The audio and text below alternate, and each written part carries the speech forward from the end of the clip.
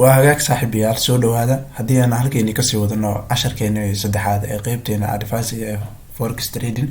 qeybtan waxaan uga hadli doonaa waa maxay liquidity waa isla eg samaysmata suuqa markii aan intri ka sugeyno ka hor, yacni suuqa intri meesha aan ka rabno ka hor ayaa waxaa la rabaa isla eg inaan ka helno. xariiqdaas ayaa waxaa loo yaqaana liquidity, meesha la rabo inaad iska ilaalisid, aada ku khaldoomin, aada suuqa uga hortegdegin. sidoo kale dhanka kale haddii aan farshaxan ahaan kuu tuso, suuqa abtarenka marka uu yahay bottom inay dhan hoos ay noqotaa la rabaa xariiqdaas, markuu suuqa uu seel yahayna inay kor noqotaa la rabaa. tusaale suuqa jihadiisa sidaan ahaa bay ayuu ku socday,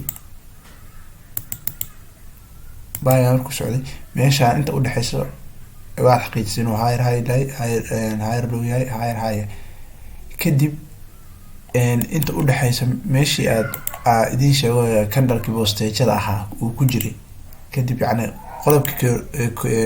qodobkeeni koowaad wuxuu ahaa in suuqa jihadiisa lasoo xaqiijiyo, soo xaqiijisay. qodobkeena kusii xigo waxaa waaye inaad maxaa la yirahdaa aad suuqa soo heshid candle stick loo yaqaanay boostejada, candlekiina halkaan ku jira soo heshay. intii meeshaan aan la imaanin waa in suuqa uu samaystaa waxa loo yaqaano isla eg hoose, suuqa bayda ah baa samaysta tan hoose. tusaale sidaan camal waa inay noqotaa, sidaan camal edwaan oo kaca sidaas waa inuu camal uu samaystaa. oo meeshaan waa meesha inta badan dadka ku khasaaraan oo suuqa, yacni meel waxaa la rabaa saan haddii xariiqdaada udhigatid, saan meel xariiqdaada haddaa udhigatid aan waxba kala dheereen oo saa u siman ayaa la rabaa. halkaanu yimid suuq, marka halkaan yimid wuu kacay, wuu kusoo noqday, ugu yimid kadib wuu kacay. marka kale ha gelin suuqa haddii meeshaan aa aragtid oo sidaan ay samaysmato lama rabo inaad geshid. waa qeyb kamid a ruleskeena, waa inaan suuqa aan ka helnaa isla eg sidaan oo kale, ilaa aan isla eg sidaan oo kale oo hoose aan ka helno suuqa ma gelino. sidoo kale suuqa markuu asne uu seelka uu yahay saan oo kale u socdo oo jihada suuqa soo xaqiijisid inuu suuqu clear down train yahay, meesha aa fursada ka gaadaysid ay meelahan tahay candle stick meelaha ka hesha camal, waxaa la doonayaa inuu suuqu saan camal uu samaysto, saan uu dhaho kadib uu meeshaan uu wax yar intaan intrigaada la tegin uu kasoo daato, uu ku noqdo halkaan la siman. halkaan ayaa waxaa loo yaqaanaa xariiqda halista.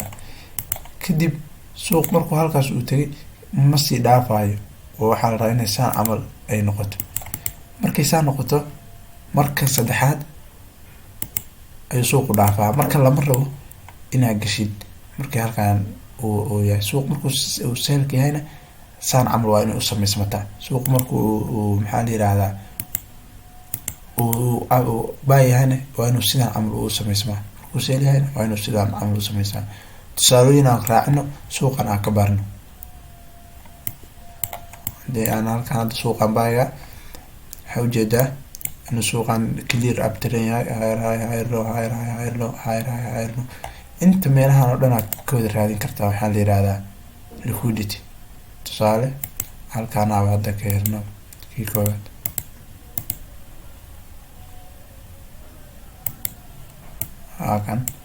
halkaan aad ka heshay. sidoo kale halkaan ayuu mar kale ku jiraa, halkaan ayuu ku jiraa. yacni waxaa laga hadlayaa suuqu markuu saan camal sameeyey waxaa ujeedaa halkaan uu ka kacay, halkaan ayuu suuqu ka kacay, halkaas ayuu tagay, uu soo noqday, uu ka kacay.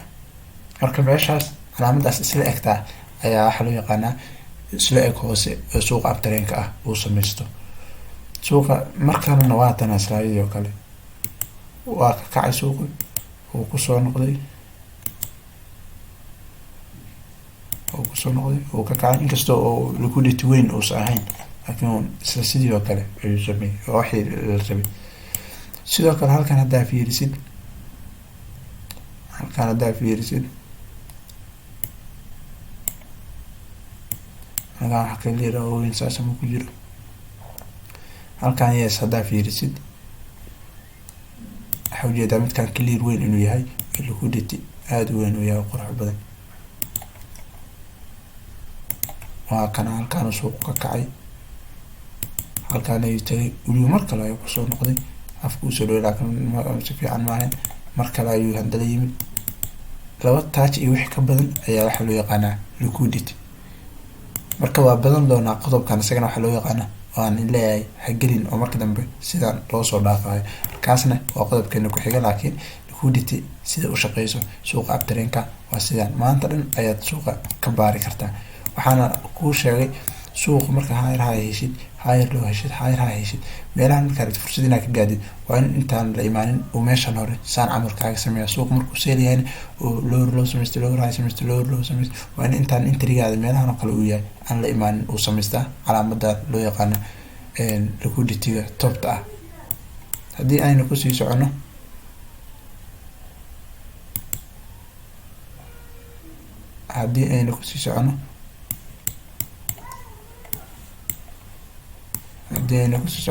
suuq markuu down trendka yahay isaguna waa kana saan ayaad uga baari kartaa liquidity.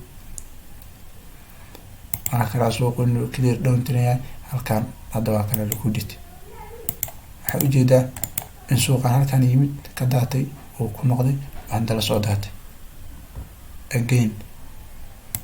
markale ayaa halkaan hadda waxaa ku arki karnaa liquidity kalaba hadda suuqan uu dhistay, sababta halkaan uu ka daatay uu ku noqday haddana waa kana mar saddexaadkii, mar kale saddexaad, meelaha waa ka heli kartaa. maanta dhan suuqa sidaas ayaad ula daba soconaysaa ilaa aad maxaa la yirahdaa aad intrigaaga aad ka heleysa. marka mar walba sidaas ayaa liquidity loo raadiyaa. insha allah intaynu ku kulmi doono muuqaalkeena xiga. asalaamu calaykum waraxmatullaahi tacaala wabarakaatu.